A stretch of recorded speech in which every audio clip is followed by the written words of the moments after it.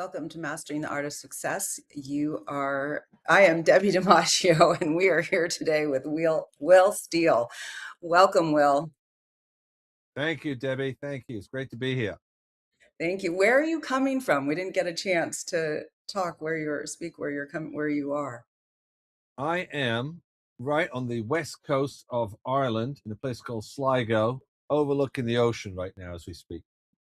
Oh my gosh, I'm visual, so I love to see that. Oh my God, that's so incredible. I'm coming from California. I'm in Northern California today, looking out at San Francisco, the Bay Bridge, and the Golden Gate Bridge, and the Richmond San Rafael Bridge. So we're on the water, enjoying our views. Well, glad to Beautiful. have you today. Excited to jump in. Every time I have a guest, I just learn new things all the time.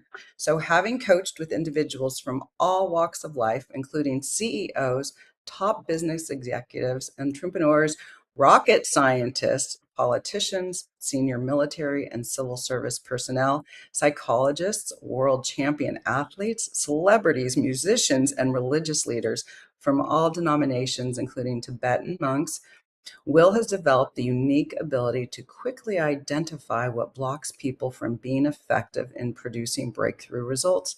From an ontological perspective, Will can guide you to see and conquer what you have been blind to and blocked by, enabling you to act free from your limiting beliefs and constraints.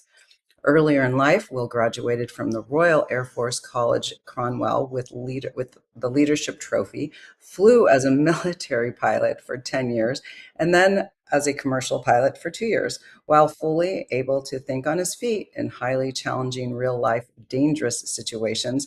The sensitivity and listening skills needed for the civilian and business worlds were honed in that personal development arena. With his ability to listen from the ontological perspective, Will delivers unprecedented results that will far exceed your expectations. Well, after that bio, you're hired. Yeah, that's exactly. Oh my gosh, I don't know where to start. There's just too many places. Let's start from the beginning. Where were you raised? What was life like? And did you know you'd be where you are today when you were a young person? No, yeah, absolutely no idea. I was brought up in the north of England on the what they call the Pennines, which is kind of a rude place. It's cold, wet most of the year. Um, in the winter, it's freezing with snow and ice and all of that. And we lived in a farmhouse, and my mother delivered milk. So from the age of 3, every morning would be out the door by 6 o'clock, off to the dairy farm, load up the milk, and deliver bottles of milk to people's houses. And then later we did that before I went to school, and I did that all the way till about, I don't know, 19, before I finally went off to university. So um, yeah, so that was life. It was, I had no idea about what else was outside of that small village and that small township. I went skiing when I was about 12 with the school, and we went to Italy, and there were people with Mercedes and fur coats, and it's like, wow, wow, what is this? There's a world outside of my world, right? So that got my curious.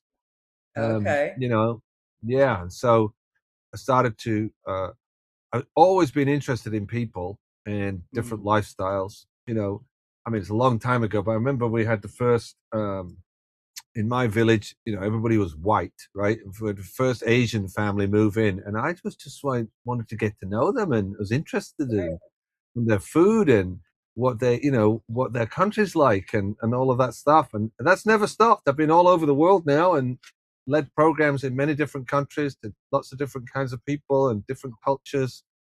you know I always say to people, say, what's it like when you go to a different culture? I mean, is it really, really different? I said, what do you mean really, really different? I could lead in Boston, Massachusetts, and then go to New York. It ain't the same. You Right. just go down the road to Philadelphia, and it's very, very different again. But then you go to Cleveland, Ohio. Oh my God, it's like a time warp. Then go to It's so LA, and everybody's all lovey and touchy feely. I mean, it's like, you know, wherever you go on the that's planet, what we find underneath all of it are people are people. People are right. human beings. And That's once true. we get through the veneer and the pretenses and the mask, and people get back to being themselves, That's where the real power. I mean, that's what my book's all about. It's called Free to Lead, but it's really free to live, free to really be you in life. So tell us a little bit about that book. It's called Free to Lead, Unleash Your Hidden Leadership Genius. It took me 14 months to write it. It's quite poetic or romantic the way it came about, because I was never going to write a book. I thought, I don't want to write a book. Why would I do that? What's the point of a book? You've got to be able to talk to people and deal with them and work with them to get a result. In a book, you just get information. You come away with a bit, oh, that's a nice tip. Oh yeah, I'll remember that. Oh yeah. But it doesn't alter your life. Right. But I was leading a program in Casablanca, and I now lead leadership programs in the Middle East. And I thought, they don't know who I am. I'm this white guy. I don't speak Arabic. Why should they listen to me? You know? And I thought, Right. I need to write a book. I need to write a book and get them to get who I am, but more importantly, what it is we're doing here, because it is not new. It's not normal in the Arabic culture. So I started, and the title was Free to Lead, because we're freeing these people up to be leaders. I was asked by a client actually to create a leadership program for the Middle East. He says, particularly for women, you know, Oh, very, very hard for women out there to be leaders. And what I discovered after meeting with and talking with many, many people out there, and particularly women leaders, is that they struggle to be heard in a very male dominated environment. And typically they'll end up kind of leading like a man. And that's not powerful, or as powerful as when you can be fully yourself as a woman in her feminine energy and lead as a woman. It's just as powerful, believe you. It's, so what do you you know, share? How some tips you share with them to get them? I mean, that just seems opposite of them leading in those countries. So how do you train them to see things differently? well, the program's 4 days, right? So it's not. I can't just give you. That's like getting a book, No, no, right? Give you a yeah, tip. You've got to first get. It's not. If you're trying to be something other than really you, then it's never as powerful as when you can fully be yourself. But people can't be themselves. They've got a barriers to being themselves, and the barriers are not just experiences, but beliefs that you've picked up along the way, limiting beliefs. And you know, I wrote this book. It took me 14 months to write it, rewrite it, restructure it, rewrite it, because I realized about a third of the way in, it needs to be in two parts. The first part, before we start creating you as a leader, as an authentic leader, first we've got to get you to be authentically you. got So, it. as in the program, all the programs I lead, we're distinguishing where you stopped being you and started having to be some other way than you really are. And so it could be a question you could give to people to answer your question. Where do people start? Well, you know, uh, where did it stop? Where were you? No, here's a better question. Um, what could you never be? So if you look at that for yourself, Debbie, like Right, just because we're hanging out here, right? What could you never be? For me, one of them was I could never be intellectually smart. I'm not like an academic. And that, right, and that for me was just the way it was. Some people seem to just read something once and they got it. Well, I'm not right, that. I have to kind of read it. right. So that was one for me. So for you, if you look back at your life, what's something you could never be? Well, that's true. That's similar for me. I have to. So when set out last year, it wasn't intentional. I wasn't going to write another book. It's my sixth book, Mindset in Motion. But when I decided I had decided actually to practice and take a course for a TEDx talk, but as I was taking the course, I realized I needed to find clarity because there was no way I could speak by memorizing. I need to do whatever I'm talking about has to be from my heart and so authentically me and my story, because I can't speak any other way. I can speak to you like this, but I cannot speak, just I can't memorize something. So as I started taking notes to decide what I'd want that talk to be specifically, I said, oh God, I have to write another book because I need to find clarity. And so 14 or a year later, now I'm about to publish it in the next day or two. It's with the editor and ready to be published. But I needed so I'm not academically smart either in that way. It's not in my DNA. Yeah, it's not quite the same though. Okay, so if you notice, this is what people do when you give them an answer. They glob on to what you said. And when I'm working with a coach, I will never try to summarize what they said. I want their actual words. So it may be in that domain, but how would you actually say it for yourself? If you look back in your experience of yourself, what would you say? I'm not Well, smart, or I I'm would say not. how I say it is I've been married for 35 years and I say I'm not smart like my husband. He's like his nickname is Google. He listens to something, hears something, digests it, can you can't ask him to go against him on anything because he'll have data and he'll be able to have a conversation with you. I don't watch the news. I can't just it's too much for me, but I can speak from things that I do really well and I'm very Yeah, passionate, but I can't break down information. I'm not going to argue about something. I'm not going to dissect something like that. And I just don't take it in that way and that deep. It has to be something I'm passionate about. yes, yes, yes. So if you look even before your husband, then, so what you could never, what you're not, or you could never be is, Book smart, okay, got maybe. it, got it, got it. Now, growing up, who was that person? I guess when I was growing up, there were the people who were in the advanced learning, there was some advanced programs even in elementary school, and I wasn't in those. And who was? Um, Someone specific was. Who was? who I like Victor Lee, like the Asian kids, who are very Ah, book smart. And there was a few girls who were in it, but I think of Victor Lee and uh, Jeff Lee, but Bill Gay. I can tell you the names from elementary school. This is like from first grade. yeah, but that's because it made such an impression. So there you go. Look at, was it Victor Lee? Victor Lee. So there you are, looking over at Victor Lee, and Victor Lee's, what's happening? What's he doing? What's he doing that you're like, oh, I can't do that. That's not me. Probably just that he's in the advanced class and he seemed really smart and I'm sure he was really smart and he was very, studious and Yeah. it just yeah. So right there and then, how old are you when this happened? You said first grade, so don't know Yeah, what that like is. your first grade probably when I noticed first, second grade when you noticed who the kids are that are definitely more studious. But how old is that? Because I'm from England, so I don't know Oh, that. probably like 8, 9, Yeah, maybe. yeah, yeah. Good. Yeah, So you got to get an 8-year old, put you in a box. Called I'm not smart. I'm not academic. I'm not book smart. An eight right. year old, like it's true. And he didn't do it to me. It did it. No, no, they didn't do it. It's you had that thought. Things happen. It's never what happened. It's what you decide in that moment, and then you find Right. evidence, and then you'll start behaving consistent with what you've decided. Hmm. So I don't. It's funny. I can relate to what you're saying because I did a spelling test and they put me in the B group. They didn't put me in the A group. I went, oh, I'm not good at spelling. So guess what? I never tried after that, and that was about the same age, about 8 years old. So I never developed spelling until I was leading programs and writing stuff on the board and making spelling mistakes. Now you do that in London, it's like vampires and there's blood on the floor. They're after you.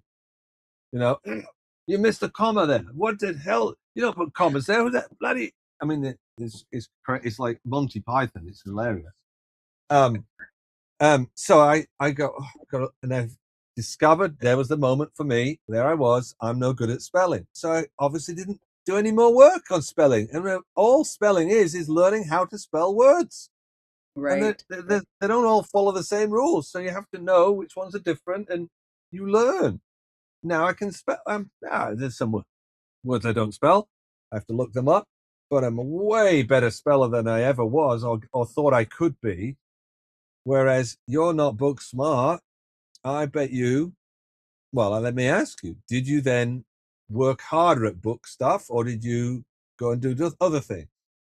No, I always I was always a rule follower. I always did what I was supposed to do. In my book, I talk about how when I went to college, I still went to class at 8:30 because I thought you had to class at 8:30. And someone said, you can go to school, you can make your own schedule. If you want to go at noon, you can go at noon. But like, no, no. So I always tried my best and Yeah.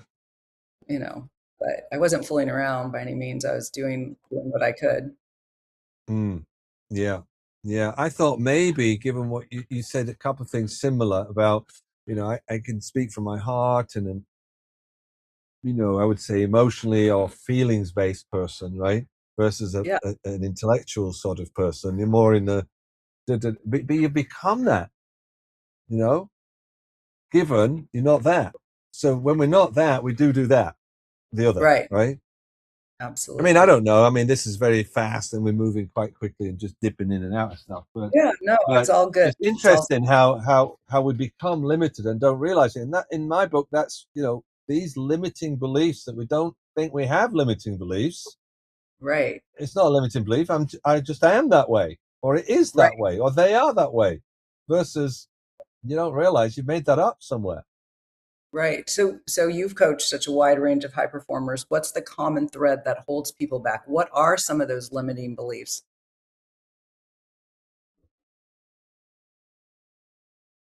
Well, high performers generally produce results. So work hard.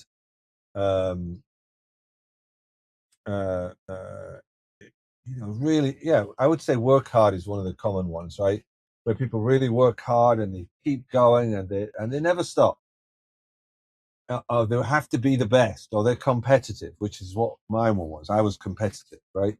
So um, the common thing with all of them is there's been a moment in the past where they felt in some way insufficient or less than or not enough. So they decided to be this to make up for not being that. So Okay. me not being smart, I need to work hard. So I work hard. I can produce the result, the same result. But for me, it's not because I'm smart, it's because I've worked hard. I got a degree in electronics. And my brother said, God, you're so smart. And I'm thinking to myself, yeah, no, I just worked hard, man. But you do have to work hard. You do have to work to learn that stuff. But for me, that's because I wasn't smart. It's because I just worked hard. So even when you produce the results, it actually reminds you of the thing you're not. So it's never fulfilling. So Mm, I've led the program. I've led the program in Los Angeles. I've led it in south of Los Angeles. What's it called? Orange County, right? Some uh-huh. very super rich people there. For getting dropped off in their Mercedes and coming in with their sunglasses on and all fancy, and they don't need any of this, and they're above it all. But you get 2 days in, and you realize they're on antidepressants, cheating on their husbands or wives, plastic surgery, and it's still not enough. They still need to have this done or that done, and they're not okay with themselves. But on the outside, they look fantastic. They look perfect. They look like everyone else wants to be like them. But inside, they know it's not real. So the common theme that runs through people is there's some level of, you know, we're kind of putting on a mask. We're kind of putting on a show. We're not really ourselves. And then the sneaky one is those people that say, no, I don't care what anybody thinks. Well, Mm, that's a great way to cover up, right? That's a great way to actually cover up. So that's also a pretense. So uh, we human beings we used to say it this way when I was at Landmark, we used to say, we're pretending and pretending we're not pretending.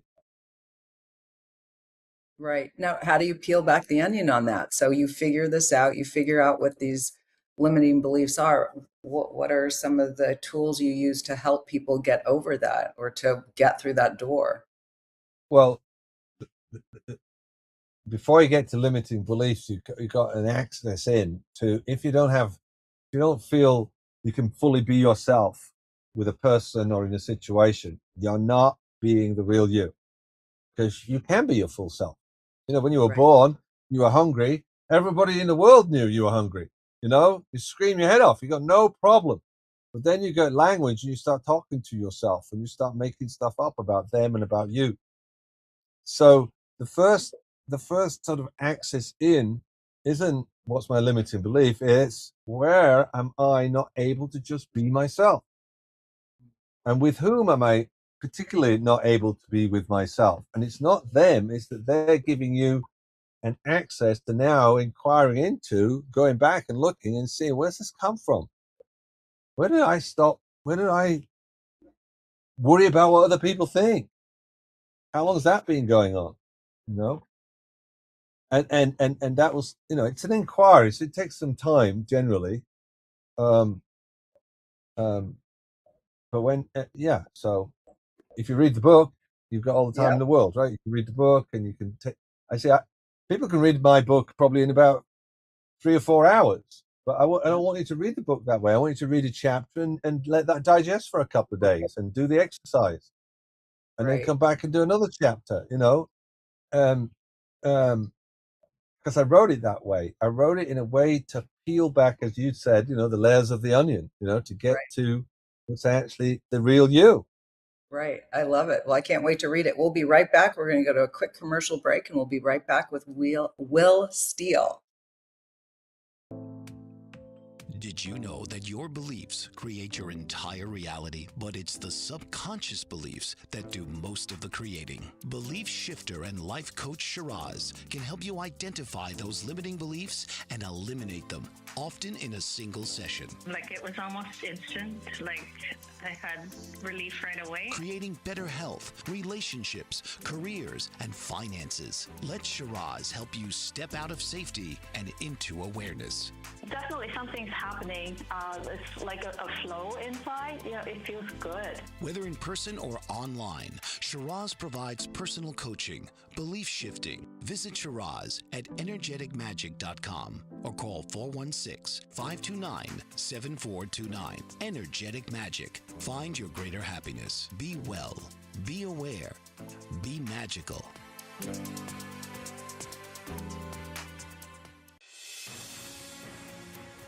Mike Zorek, a 3-time California state champion in Greco-Roman wrestling at 114 pounds. Mike, blind since birth, was born in Hartford, Connecticut. He was a 6-time national placer, including 2 seconds, 2 thirds, and 2 fourths. He also won the Veterans Folk-Style Wrestling twice at 152 pounds. In all these tournaments, he was the only blind competitor. Nancy Zorek, a creative spirit whose talents have taken her to the stage and into galleries and exhibitions in several states. Her father, a commercial artist who shared his instruments with his daughter and helped her fine-tune her natural abilities, influenced her decision to follow in his footsteps. Ms. Zorek has enjoyed a fruitful career doing what she loves. Listen Saturday mornings at 12 Eastern for the Nancy and Mike Show for heartwarming stories and interesting talk. Welcome back to Mastering the Art of Success. I'm your host, Debbie DiMaggio. We are here today with Will Steele. He's coming to us from Ireland. So, Will, you mentioned an ontological perspective. What does that actually mean in practical terms? Practical terms, that's hard to answer. Let me just first start by kind of defining that ontological. So, Yeah. ontology is the study of being. But we're not really interested in the being of a mountain, although, sometimes when we see a mountain, we're kind of knocked back by it. It actually speaks to you. So it has a being, But we're really interested in the being of human being, because being is something, once you start to get this work, that you have access to. This is the way you look, and you can do some things about that, but, fundamentally the way you look, you're as tall as you are. But who you're being is, once, because we have language and how we talk to ourselves, what we say about ourselves to ourselves and to others starts to shape how we show up. So language and being are connected. In fact, Heidegger said, and this takes a lot of trying to understand, and I thought I'd understood this, and after 20 years, I had a Heidegger scholar get me to get what I'd understood this to mean wasn't what it meant, which is language is the house of being. So if I'm saying to myself, I'm an idiot, guess what? I show up underconfident. Or if I do something and it turns out not to be the correct thing, I'll beat myself up because I'm such an idiot and I hate myself and blah, blah, blah, blah. See, that's all impacting the being of who we are. I won't explain that. I won't explain that statement I said, language is the house of being, because that's Okay. like a whole lecture on its own. Right. But what you think about, the thoughts you have about yourself that you believe, the this automatics that we are, there's a way that we're showing up in the world. If you look at psychology, with psychology you'll get an explanation and you end up at the effect of that. Oh, I'm this or I'm that. Whereas ontology starts with, well, who you're being. What do you mean? Well, who you're being right now? Oh, you're angry. Interesting. You're being angry right now.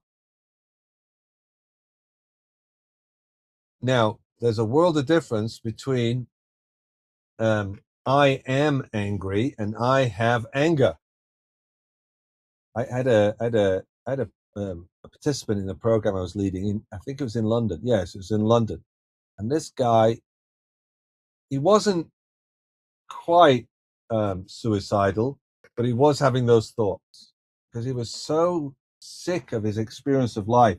He was depressed, right? So it just feels horrible. I wake up in the morning and it's horrible. I'm just so depressed. Now, I'm going to shorten a very long interaction. This is an ontological inquiry with him and getting him to get that there's a difference between I have depression and I'm depressed. So I ended up writing it on the board, big whiteboard. I wrote, I'm depressed versus I have depression. And you might not get quite the power of this, but he at some point just was like, oh my God, wait, I'm not depressed. I have depression. They're not the same. I said, that's So right. I was, so it was almost, he was diagnosed. He felt he diagnosed himself and maybe there was medication to help him. No, he related to himself as depressed. I am depressed. Better if we could write it out, right? I am depressed is not the Right, same as I have depression. right. And it really helped him break through. Well, look, if you had a stomach ache, let's say you had a stomach ache, okay, and you don't say, "Oh, I'm a stomach ache." No, you go, "I have a stomach ache." You're not Right. walking around like you are the stomach ache. That's Um, actually a really good example. you know, so see, oh, I have a headache. You don't say, "Oh, I'm such a headache right now." You don't say, "I am it." So that's easy. But with things Right. like depression, it's so subtle, but it's totally a different world. I am depressed versus I have depression. Tell me, you have depression. What's that like? Well, I feel like heavy in my midriff, right? Like that. And I feel lethargic. And I don't want to get out of bed. I have this resistance to getting out of bed. Oh, I see. So that's what having depression is like. Yeah. Okay. But are you depressed? And it literally, he said, it was like jumping around the room. He goes, look, I have depression, but I'm okay. Oh my gosh. Wow. Oh, It was and life altering for this person when he got the difference between I have depression versus I am depressed. And people listening who might be in that space, because a lot of people have anxiety and go, oh, I'm so anxious, I'm anxious, I'm anxious. No, no, no. You have some anxiousness in your stomach, don't you? Yes. Great. Well, look at that. Oh, yeah, it's there. Okay, good. Put your finger on it. Yeah, I put my finger on it. All right, great. Now, watch. It's there. Where are you? What do you mean? You've got that stuff going on in your stomach right now. And if you're listening, you could do this, right? I've got that going on in my stomach, but okay, where is that? Well, it's there. Well, if it's there, where are you? Well, I'm here. Oh, I'm here and it's there. Yeah, so you're not it. That's very powerful. So now with that, do you in your coaching, do you now you're able to break down all the different ailments of the depression or the anxiety? Is that what you do next? Yeah, I'm using depression and anxiety to try to get across to you this world of ontology, the study of being, and what's Okay. having us be the way we're being. You know, if you are that, if I am depressed. That shapes everything about me, my whole experience of life, and how I show up in the world, doesn't it? Right.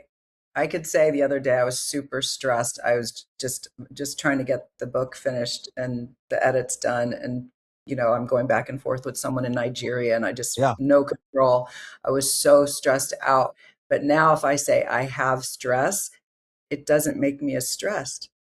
I just did it on myself. yeah, I have stress. Okay, I have stress, but it's yeah, not, oh my God, I'm so stressed out and everything that goes along with that when I become so stressed out. yeah. And if you were practiced in the art of this, you could go, okay, wait, hold on. Let's get the facts here. There's this.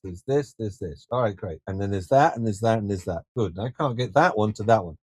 That's what's happening. Anything else? No. Like that. Oh, okay.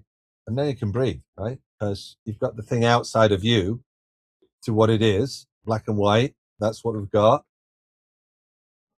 Okay. All right. Well, we need to do this, and we need to get that to work. If you're running a business and you're all wrapped up in all of what we just talked about, very hard to be clear and make good business decisions because we're caught up in that stuff. And when you're able to get sane, get sanity by clearing everything out that's going on until you get to being in the moment, present, then everything's simple, straightforward. And how long did it take to help that gentleman? It sounded like he had a pretty big aha moment. Yeah, it was about 20 minutes, I imagine. I mean, it's a long time ago, that particular one, but I like to use that one because I learned something in that interaction, because I've said things like that, but watch this guy's life, his whole being, everything about him lit up. And he had those sensations in his stomach and stuff, but he was not going to be given by that. That doesn't define him. All right, I have that. Okay, some people have rheumatic joints. They have painful joints. I have this. It's got nothing to do with who I am. I'm who I say that I am. Right.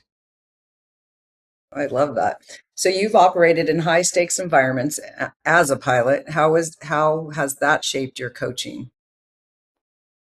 Um, I think a lot in my training, I was able to be, and my past coaches might argue with that, some of that. I was able to be disciplined in the training. For me, I didn't find it particularly arduous. I did officer training twice, to be a pilot. You have to be an officer in the UK in the Royal Air Force. And I failed officer training first time because, as it happens, I was trying to be what I thought they wanted versus just being myself. And the Int- second time, when I failed, they said, "But you're just not. I mean, officers need to speak up. You're not speaking up. I can't graduate you." So my flight commander gave me a choice to either do the program again or leave the Air Force. No problem. You just go. I said, "Well, I want to be a pilot, so no question. I'm going to do it again." And then I Wow. got back to my room and I went, Jesus, I've been trying to be what I'm supposed to be. And my friends advised me to be, keep your head down, don't mouth off, just be quiet, don't stand out, just get through. And I tried to Right. do that and it didn't work. I got found out.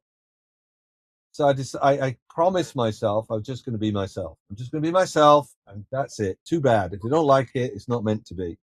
And I walked out of there 18 weeks later with the leadership trophy. So there's Wow. something in this being yourself, being the real you, being you.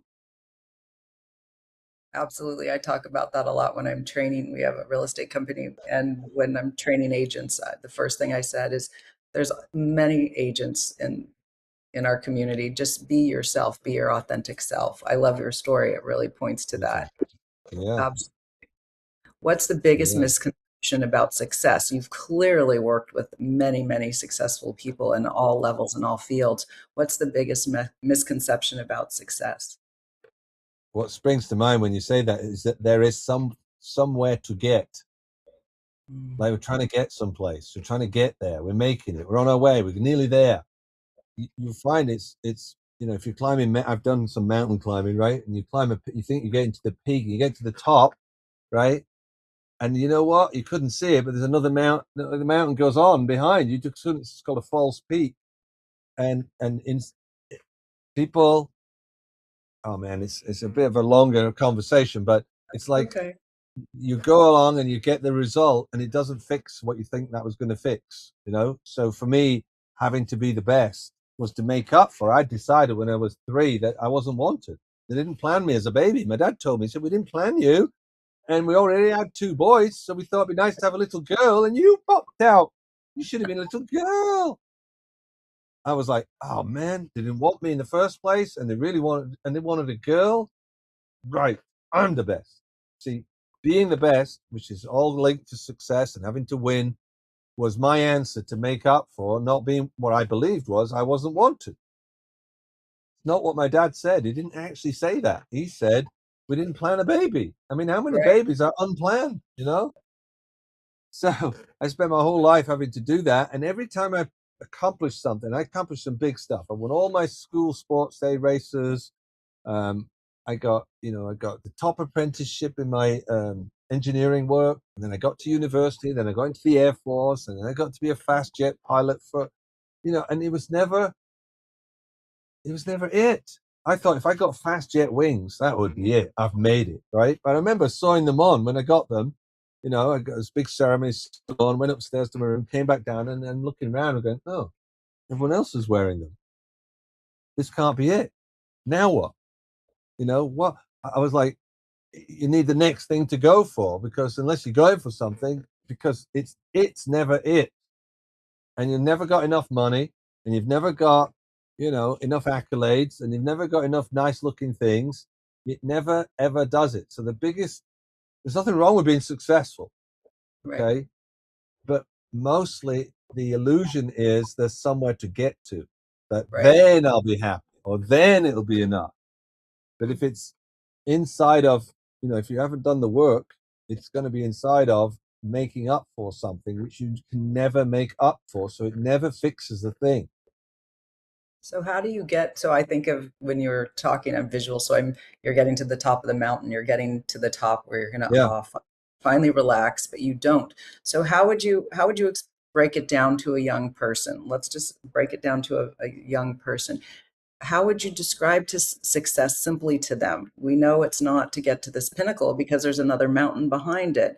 And then it's not enough. Like, you are clearly a high achiever. My gosh, everything you've done is incredible. So how would you tell someone else? Maybe not yourself, because maybe you're still trying to figure it out. But what would you No, tell no, a young? no. No, first, I wouldn't go to the success thing. I go back to, what's driving you right now. Oh, sorry, my microphone just dropped here. So consider we're driven and we don't realize we're driven. Like we have to produce the result, or it's like life depends on me being successful in this thing. Okay. So what's driving that? So I would go backwards. See, the other title to my book, which I still might write this book, was called, but I did leadership because we're in the Middle East, right? And I think I might have limited the people who might choose to read it because, I'm not a leader. But everyone can be a leader. But that's another story. The book would be Go Back to Move Forward. So if you're not able to move forward, it's because what you imagine in your future is coming from some limiting belief in your past of what that's going to be like, or you've got to avoid this or not have that. So I would go back to, okay, what's driving all of that, and get somebody to get there's nothing wrong with them. There's nothing wrong with you. And you're not stupid. And it doesn't mean anything. All right, you didn't get into that class. All right, doesn't mean you couldn't do the kind of work to get into that class, or you're good at it. It doesn't mean everything we make it mean. And once it doesn't actually mean anything. It's not good or bad. It's just it's just the thing. It's just, then you can create what you're up to in life. What would be an expression for you that'd be so great, just be wonderful, or it could make a difference to others, or it could be fulfilling for you. you're coming at what you're going to aim at from a different place. So you're not trying to accomplish something to look good, which is what I was doing. I want to be the best, so I have to prove I'm the best. Oh, look, see, I'm the best. Oh, but now I'm in a different school and there's all these other people. Now I don't get to be the best amongst all these people. It's like so going on all the time versus I don't need to prove anything. Okay. And what do I want to create in life? What do I want? What do I actually want? What would be fulfilling for me? And when you Because were it is different. when you were working to be a pilot, and that's clearly hard, but when you were working towards that, I know you wanted to achieve it to be successful in number one, but did you enjoy it along the way? Was it fulfilling along the way? It was the best. It was the best. I mean, flying around with an airplane strapped to your butt, at 250 feet, at 550 miles an hour. It's 420 knots, right? Whichever that is. Like, that's 7 miles a minute. So in every minute, you're traveling 7 miles, right? At 250 feet. That's amazing. And then you go with two or three friends and you're all in close formation while you're doing that, and just whizzing around. I mean, it's just like, there's nothing else like that. I mean, where else can you get that? Maybe a racing car driver. Correct. And that's that what you I would like to be a passenger in your airplane. I would love to do that. That's a bucket list thing. So your Mm, success was in you in the doing. So I would have to say if I was to speak to the young person, the success that you had at that time was in the doing. You were successful, you were doing it. Yes, you yeah, passed, you got to the higher up. Is there anything you would add to how do you like you have all these you work with athletes and they're at the top of their game and then someone is higher and then someone beats them and beats their record, so how do you help them with their mindset? very good. So, it's very good. I mean, I got a friend. He's now a friend, right? He's world boxing was a world boxing champion. So he's a world boxing champion. He's no longer boxing. Obviously, he's retired now. But what drove him was when he was 6, his sister pinned him down. She was older than him, and she dangled a hair in his face and tickled his face. And he just decided he's weak. So he became a boxer, so no one can beat him up anymore. And it wasn't until he was 32 that he won the world title. So all those years were just about trying to fix something. You know, I would look at, if I was talking to a young person, what do you love? What do you love? And if you don't know what it is, try a few things out until you find what you really love. And when you really love something, do that. Go and, what would what could you do about that would really be great, you know? Yeah, So definitely. find what you love and do that. Go that way around rather than I need to do, I got to be the best at whatever it is I do. No, no, no. What is it you really want to do? Fine, then Right. be the best. I mean, but don't have it be about being the best. Have it be about being the best you can be for yourself to get the most enjoyment out of what you're doing. Absolutely, because you're going to be doing it. If it's something you're going to be doing, it's going to be, hopefully you'll be doing it for a long time. So we don't have a lot of time, but I want to ask some more questions. What makes your approach different from traditional coaching or personal development? Um, well, I'll talk about the other, right? Because I've come across a lot of other coaching. I've been in coaching programs for coaches and things like that. A lot of the times out of, I want to educate myself. Um, and mostly today, coaching is, I've gone from A to B. I'm going to show you how to do it so you don't make all the mistakes I make and you'll do it in a quicker time. And Mm. that's mostly what coaching seems to be at the moment. So it's not really coaching, it's more teaching or Okay. mentoring people. Right, Whereas right. I'm like, I'm about performance, right? So if you're not performing, we've got to look at what's in the way of you performing. And some limiting belief, some thing you're not seeing about what's going on, or you're just not being creative enough. I've made people millions and millions of dollars because I asked them simple questions.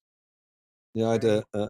an art dealer, and he only dealt exclusively with one artist, which was his father, who was at the time still alive. Now he's not. And he said, I haven't sold a painting or a piece of art for 3 months. He said, the whole market stopped. This was in the pandemic. He said, nobody's selling because everyone's holding on to their art. So I haven't been able to make any sales. I said, well, how many paintings did your father make? He goes, well, we've got the catalogue. We know where everything is. I said, well, how many's in the catalogue? 2,500. I said, wow. How many paintings he painted? He said, well, no, he did more than that. We just don't have them all in the catalogue because we don't know where they are. I said, well, how many did he paint? And they think, well, probably about 5,000. I said, what? These paintings are $1 million each, right? I'm saying, well, where are they? He goes, well, I don't know. In his 30s and 40s, he went to Venezuela and he just sold his paintings. He didn't keep a record of who he sold them to. I said, I'm going to Venezuela. He said, don't go there. It's very dangerous. Okay. I said, but there's got to be a way to connect, to find these paintings. I said, why don't you, put some adverts out or something and say, hey, if you find one of these paintings and you bring us to it and we verify it and it goes to auction, we'll give you a percentage. Even if it's not your painting, you just connected us with the owner. Wow. Oh, that's a good idea. For me, it was just obvious, right? But he couldn't see that and he didn't think of that, because you don't when you're in your own bubble. You don't see it. That's why a coach can ask you questions and Right. inquire with you. And he came back 6 weeks later. Do you know how much money he made in 6 weeks? How much? $17 million. Oh my God. That's incredible. Yeah. Wow. That is Because incredible. Oh, I hear what you're not see. I can hear or see what you're not seeing. I'm not a genius. I'm just not trapped inside of your view of things. right. You're seeing things from an outside perspective. We have just a few seconds left. Biggest mindset shift people need. Wow. You're not stuck with anything, right? You're not stuck with anything. Read my book, for crying out loud. Read Yep. Free to Lead, and Okay. Free to you will lead. open up. Free to Lead, Unleash Your Hidden Leadership Genius by Will Okay. And Steele. where can we find your book? Oh, Amazon. Amazon's Okay. the easiest place to get it. It's in other bookstores, but Amazon's the easiest for people. Just get it on And then Amazon. can people coach with you, or do you Yeah, willsteele.com. You can reach me there. Or in fact, you could just go info@willsteele.com and I'll get your email, and then we'll set up a call. And, I work with people who are up to something, they're committed, and they're coachable. Very important. Very important, very important. Yeah. Well, this was Yeah. incredible. I think I'm going to take a coaching session with you. I love this. I've interviewed all kinds Gorgeous. of, but I love this new spin and I could see it clearly. And I'm an overachiever, so I'll probably be your best student, but I'm curious to know what you can find. So I will reach out Oh, to you. I've heard lots of things already listening to you, and to have you really own your greatness and see it and have it out in the world. I mean, I can see massive results possible for you. Well, I'm definitely, because that keeps coming back when I'm speaking to my shamans and different people. And I've done a lot of things, but I said to my husband, even though I've written 6 books and we've launched a company in a recession with our partners, and I've been at real estate 35 years and done a lot of things, podcasts for 2.5 years, I still don't feel like I'm successful. And There you go. I'm enjoying everything I'm doing. I will tell you, everything I'm doing, I am enjoying. Yes. Wouldn't, but I still feel less than, and it's just how Yeah. I feel. I'm not trying to, Yeah. just how I feel. Yeah. Yeah. So Yeah. I Reach will, out. I'm your Yeah. next You've got my client. email, you precisely. Right? So yeah. Yeah. Love it. Great. We'll have a conversation. Love it. Been Absolutely. great. Been great. Thank you so much for the show. I haven't been on a Yes. live podcast before, so this is great. I've been on TV but a live podcast is different. It's great. Here. They're probably watching us at our office right now and wherever else. I feel like I'm in a living room. Well, thank you so Yeah. much. I look forward to taking this offline. What a great, great show. Thank you. Debbie, thank you. Tune in each week for another episode of Mastering the Art of Success with host Debbie DiMaggio. Thursdays, 2 p.m. Eastern. Real stories, real strategies, real success.